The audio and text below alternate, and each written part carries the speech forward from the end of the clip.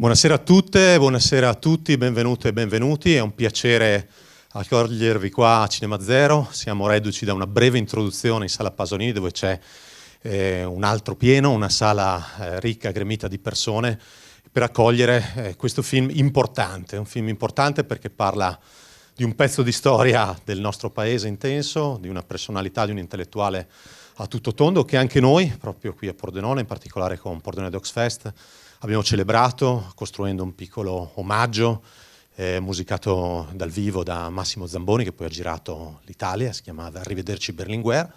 Abbiamo avuto a che fare con i materiali d'archivio e qua invece ci troviamo con qualcosa di diverso, un film di fiction che peraltro viene da un grande regista sia di fiction ma anche di documentari, ed è anche un film intriso di materiali, denso di memoria, che parla di noi, che ci mostra e che ci fa molto pensare sul presente e sul destino attuale della politica.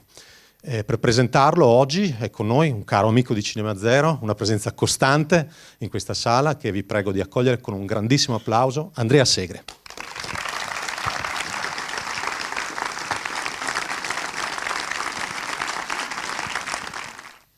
Ciao a tutti, ben ritrovati.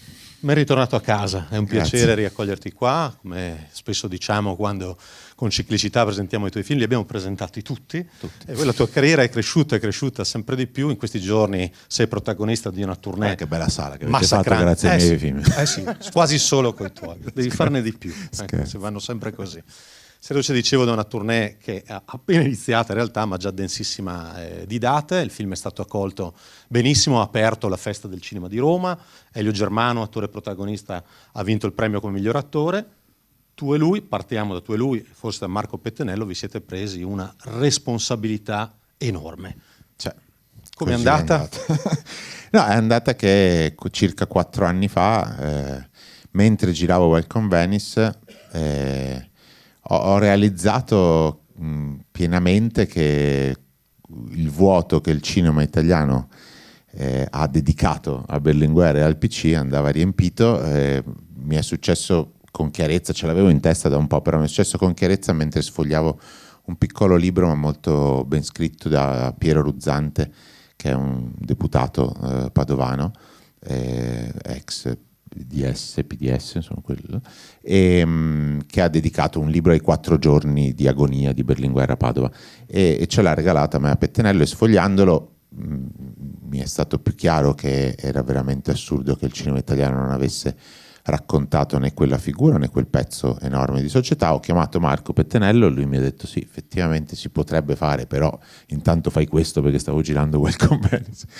E poi quando ho finito di girare Welcome Venice ho cercato subito Elio, perché ho subito pensato che Elio fosse l'attore che doveva fare questo ruolo. In realtà, e poi dopo ho cercato i produttori, poi ho cercato la famiglia, e in realtà nessuno mi ha detto sì, tutti mi hanno detto aia.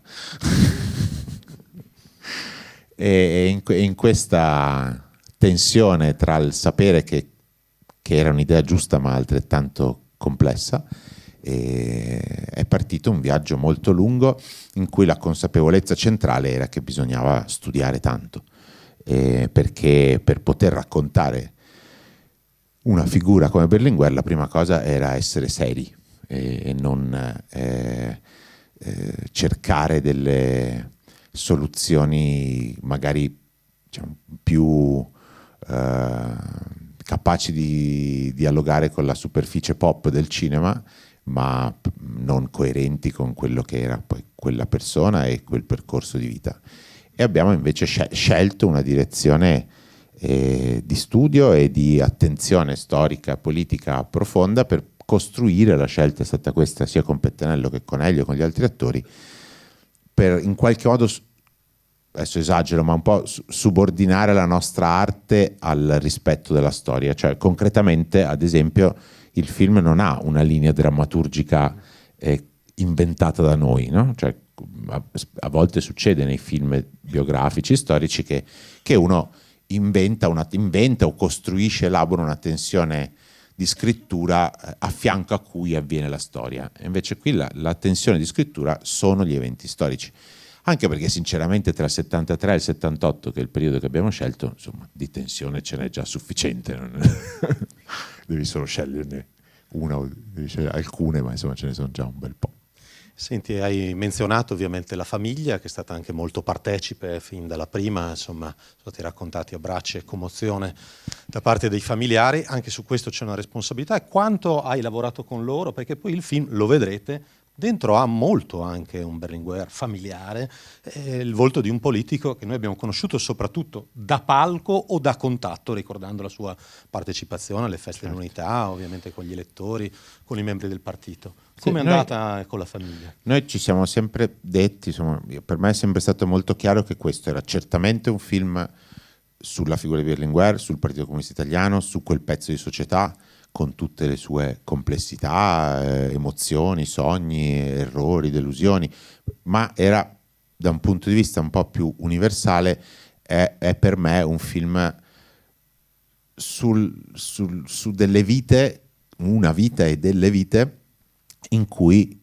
il peso dell'agire politico, il senso dell'agire politico ha un valore esistenziale profondo, no? In cui decidi che un pezzo fondamentale della tua felicità è agire politicamente per cambiare il bene comune. E questa è una scelta che quando ti entra dentro segna fortemente la tua esistenza, perché significa che poi dedichi tantissimo tempo a tutto ciò, e spesso è tempo volontario, spesso è tempo extra, spesso è tempo che confligge con il tempo privato.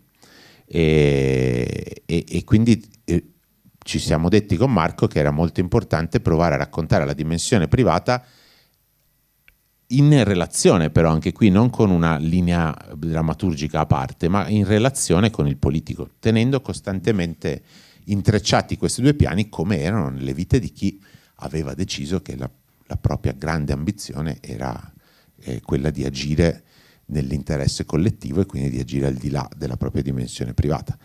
E per fare tutto ciò abbiamo coinvolto la famiglia, cioè abbiamo chiesto alla famiglia di partecipare a questo percorso, e anche lì non mi è stato detto sì, ok, mi è stato detto studia, lavora, confrontiamoci, studiamoci, incontriamoci diverse volte, parliamo, cerchiamo di capire che cosa tu stai capendo, cosa noi stiamo capendo di quello che stai capendo. È stato un lavoro di interazione lungo e complesso, e che ci ha portato alla fine ad avere una condivisione profonda, e questo oggi è una condivisione che è arrivata a dei momenti di commozione, di emozione insieme durante la prima, ma anche nelle nostre proiezioni private, insomma.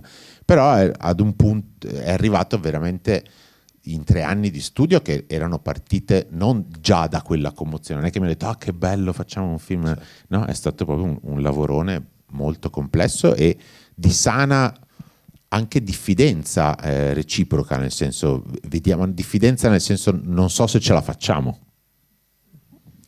Senti, hai toccato un po' il tema proprio del personale del politico, no? Che è un tema di grande attualità, e vorrei chiederti proprio come pensi che questa grande ambizione, questo ritratto, non è un ritratto biografico, ma appunto un ritratto intenso che fai di un certo momento di Berlinguer, parli a oggi, parli ai politici di oggi, che sono dei politici che vediamo anche straesibiti, no? Proprio con l'utilizzo magari degli infiniti mezzi di comunicazione digitali, sono dappertutto, ma è una presenza di tipo differente.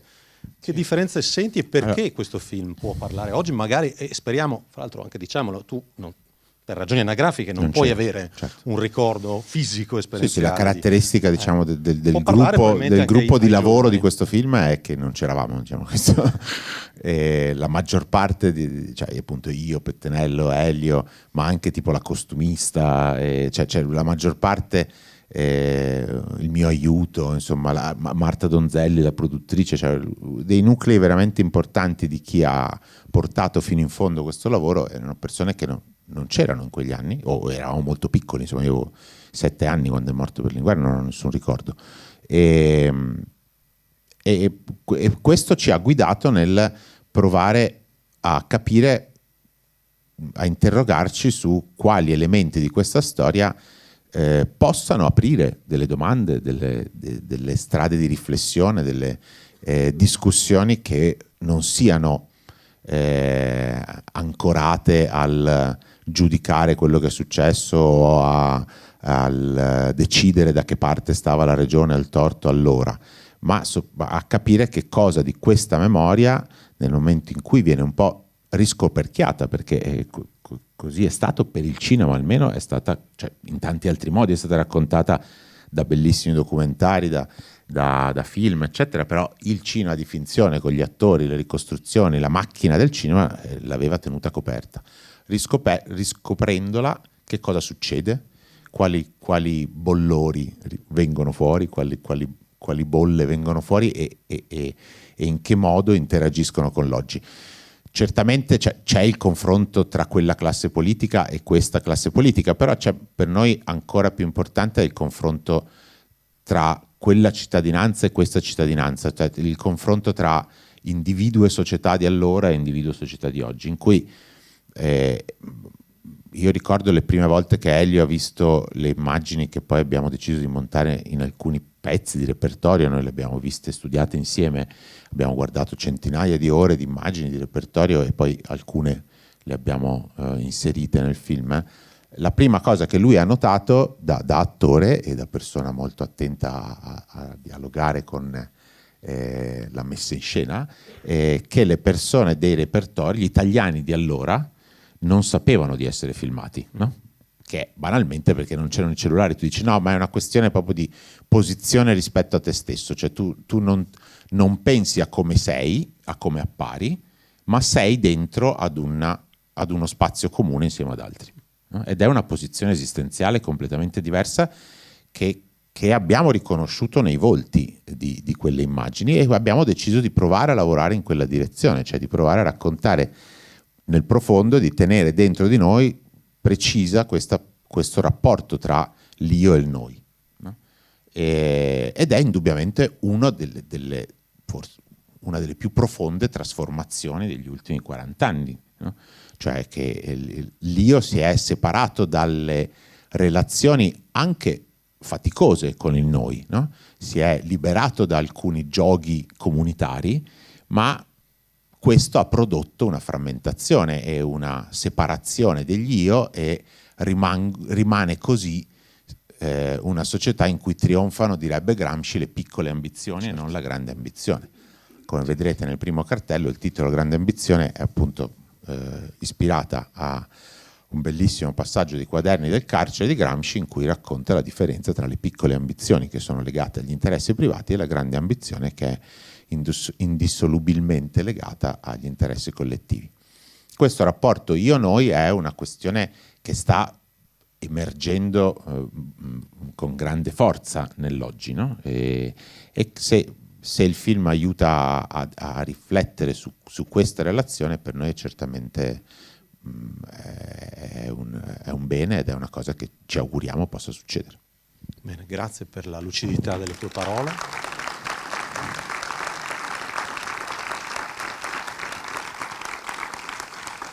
Poi ci sono altre questioni più specifiche che sono proprio aperte chiaramente dalle parole che sentirete, ma insomma ne parleremo nelle prossime settimane, dopo che il film avrà girato. Cioè, se ci sono temi come le diseguaglianze, la pace, lo sviluppo sostenibile, insomma tante cose che sono diciamo, pesantemente molto ancora aperte. Abbiamo il privilegio di averti in introduzione al film e non alla fine, per cui ci prendiamo ancora qualche minuto e ti chiedo ancora qualche curiosità, senza rivelare troppo. La storia ovviamente però è molto nota. C'è un tratto saliente che hai scelto per questo Berlinguer. Ci sono delle cose totalmente non note. Cioè. Sì, questo è vero, questo è vero. C'è un tratto saliente però che trovo molto affascinante, che è quello del dubbio.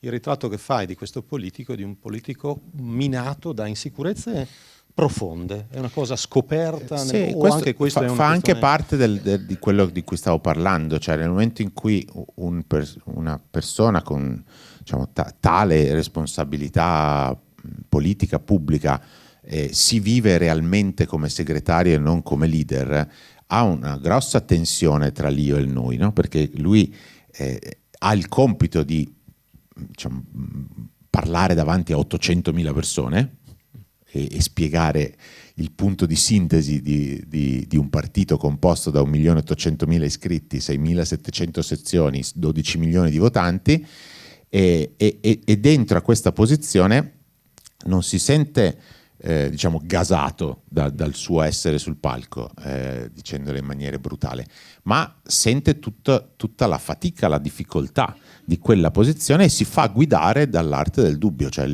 lo studio che abbiamo fatto con Elio dei suoi manoscritti e del modo con cui compone la scrittura e il pensiero è proprio di chi va per deduzioni attraverso il dubbio e la critica, e lo vedi proprio plasticamente su come scrive gli appunti, no? E anche solo il fatto che prima di fare quei discorsi rimane per giorni a scrivere da solo con la bic nera e i fogli, e un discorso della Festa dell'Unità sono 70 cartelle scritte a mano. Cioè provate domani a mettervi a scrivere 70 cartelle su come sta il mondo. È un esercizio veramente di enorme fatica, cioè è come uno scienziato, un matematico che deve dimostrare una dimostrazione, insomma, è un teorema, cioè è proprio un lavoro di pensiero molto profondo, e questo non è guidato dalla certezza, ma è guidato appunto dall'avere sempre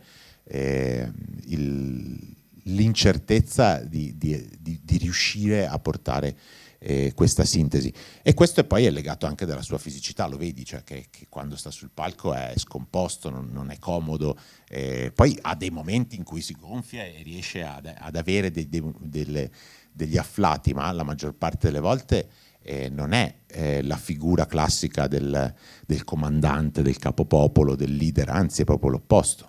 E questo determina anche l'affetto poi nei confronti di quella figura che continua negli anni, ma è al di là, non volevamo trasformare appunto questi elementi in degli elementi di spettacolarizzazione pop, no? Cioè l'omino piccolo e magro che guida il popolo verso la rivoluzione, no? Non è questo, il punto è che cosa c'è dentro a quella fatica, no? Qual è la dimensione di quella fatica, che è una dimensione di cui abbiamo parlato, appunto esistenziale, del rapporto di noi, e poi dopo è una fatica immensa politica di quel momento storico, cioè il fatto che il mondo, cioè i capi del mondo gli dicono statene da parte che non puoi, ma il suo popolo lo vota sempre di più e lui dice io invece ci voglio provare, beh insomma calatelo dentro ad una vita, cioè è una cosa, e i capi del mondo ti dicono guarda che non puoi, non gentilmente, insomma, con delle dimostrazioni di potere violento inquietanti. Il film parte insomma, dal colpo di Stato in Cile, poi vedrete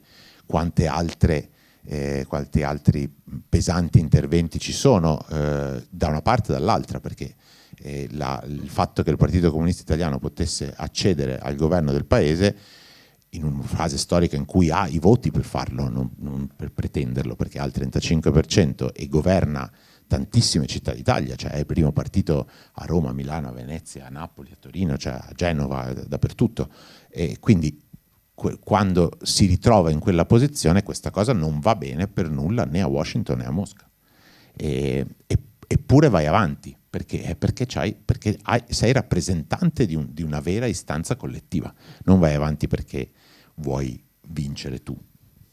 Questa è la differenza tra la grande ambizione e la piccola ambizione. Questa è una grande riflessione anche di restituzione verso la modernità, dove molti di questi valori, confronto, fatica, partecipazione, collettività, sembrano mancare. È proprio per questo che il film, come vedrete, parla molto all'oggi e parlerà all'oggi. Ti chiedo due ultime cose molto tecniche, perché tra l'altro chiamandolo per nome, no? Si chiama sempre Enrico con tono anche quasi colloquiale, che era un po' anche della sua proprietà, di dialogare direttamente con le persone.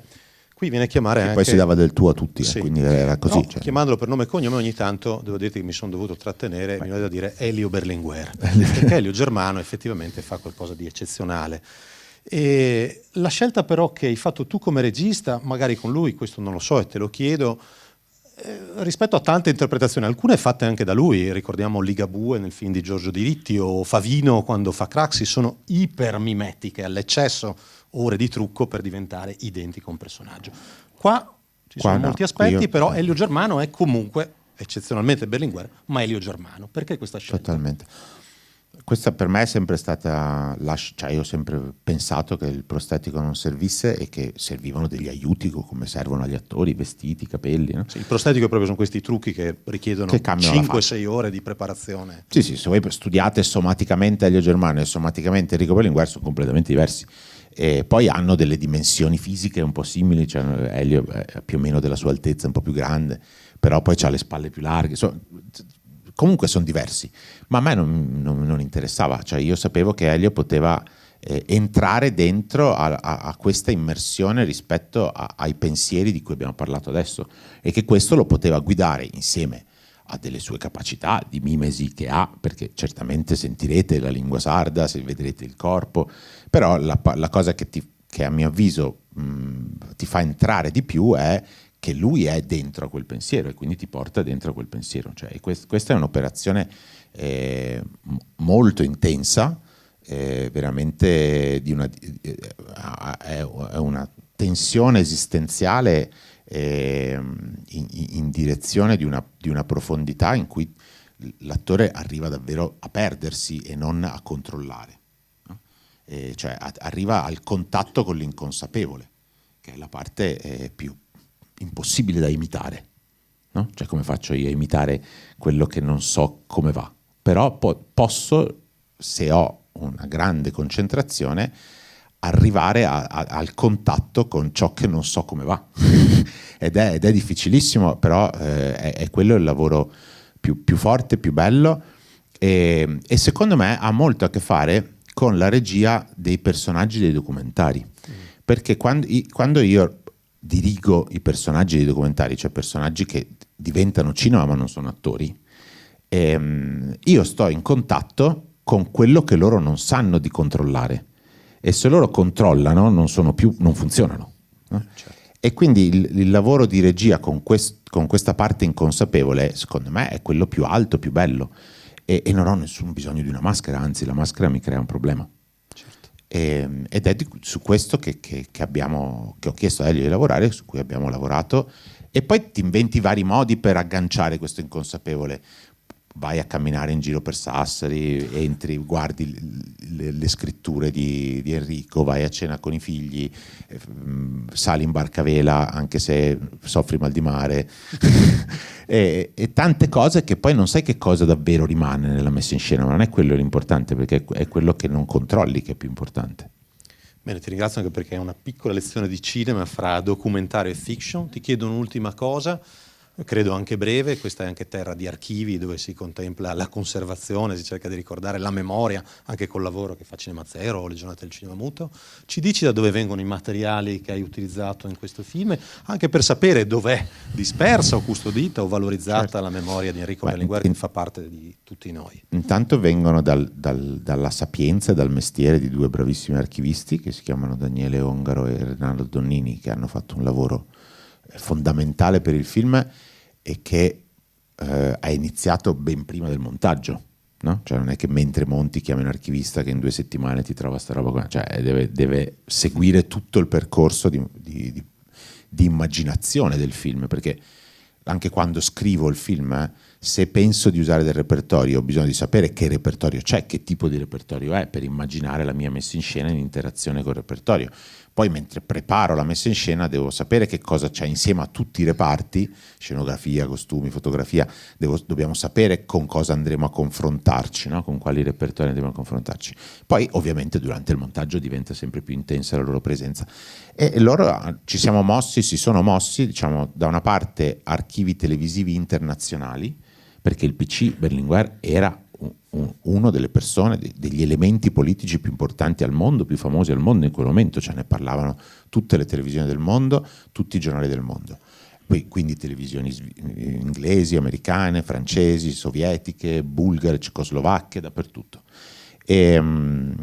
Poi il lavoro dell'archivio nazionale italiano che si è preso cura di questo percorso, che è l'archivio audiovisivo Movimento Operaio Democratico, e in parte qualcosa anche dentro la Rai Tech, ma soprattutto l'Amod che ha raccontato, che ha l'archivio prodotto dal PC stesso, da Unitelefilm, che era la casa di produzione, diciamo, interna al partito, e e poi tutto il mondo dell'inconsapevole, cioè dell'archivio inconsapevole, che è quello che si chiama movies, diciamo i Super 8 realizzati dalle persone che andavano alle manifestazioni, alle feste dell'unità, e che sono in alcuni casi già raccolte da archivi che lavorano su questa memoria in Italia, come appunto Home Movies e altri, ma in altri casi li abbiamo proprio scovati nelle federazioni, nelle case del popolo, tenute in dei piccoli archivi della provincia di Livorno, della provincia di Caserta, e trovando dei racconti di tutto questo. Poi rimangono dei pezzettini ovviamente, però il lavoro è questo.